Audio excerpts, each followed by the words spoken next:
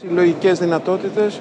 It shows American leadership not only in Ukraine, where it was the new American administration breaking the deadlock under the leadership of President Trump, but also now when it comes to the Middle East and of course all the other issues in the world, we collectively have to make sure stay stable and we need American leadership and you're providing that.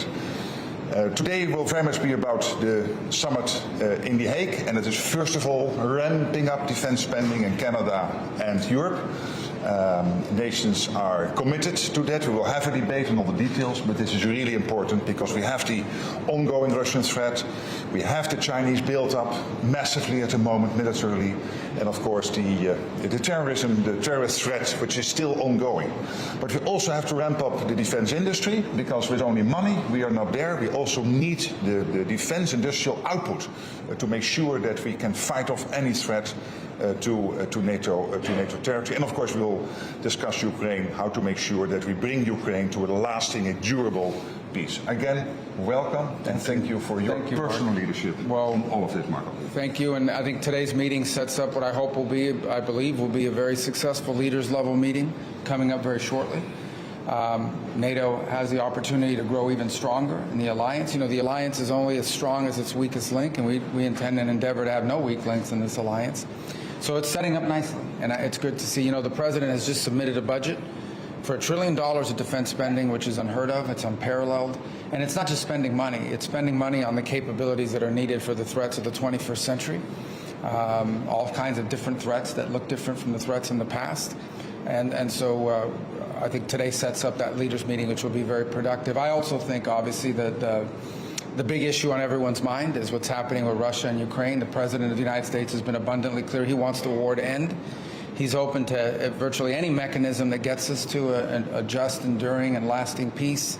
And that's what he wants to see. He wants to see an end to wars. He wants to keep wars from happening. The purpose of NATO is to prevent wars through its strength. And that's why, you know, we want to see it grow stronger, spending levels among all partners that allow everyone to be stronger and makes the alliance stronger. And also he wants to end wars, and that's the hope with Russia and Ukraine. We'll see what happens over the next couple of days in that regard, but we want to see progress made in that regard, and whatever mechanism is outlined, whatever the process is that needs to happen, I mean, we are open to being constructive and helpful in any way we can to end the conflict. I will say this, and I'll repeat it, that there is no military solution to the Russia-Ukraine conflict. This war is going to end not through a military solution, but through a diplomatic one. And the sooner an agreement can be reached on ending this war, the less people will die and the less destruction there will be. And ultimately, that's what the president's goal is. He wants, as you've seen through his trip that is currently underway in the Middle East, and he talked about in his speech a couple of days ago, I hope you had a chance to watch it. It was a very good speech. It was an important speech. And what it marks is when he's interested in building things, not destroying. He wants economies and countries focused on building things, making things, providing opportunity and prosperity for its people. And he's against all the things that keep that from happening, like wars, like terrorism, and all the instability that comes with that.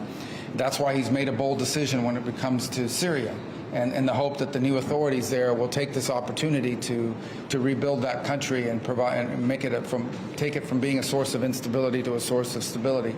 And that's why he wants to see the war in Ukraine end, because there are people suffering, there are things being destroyed, there are lives being upended.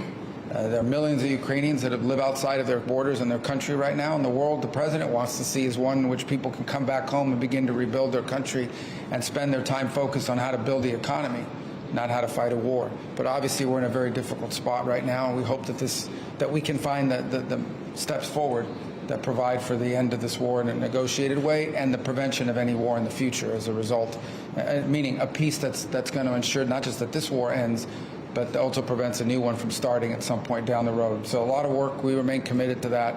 Obviously, like everyone else, impatient. We want to see it happen, and but it's difficult. But you know, hopefully, progress will be made here soon.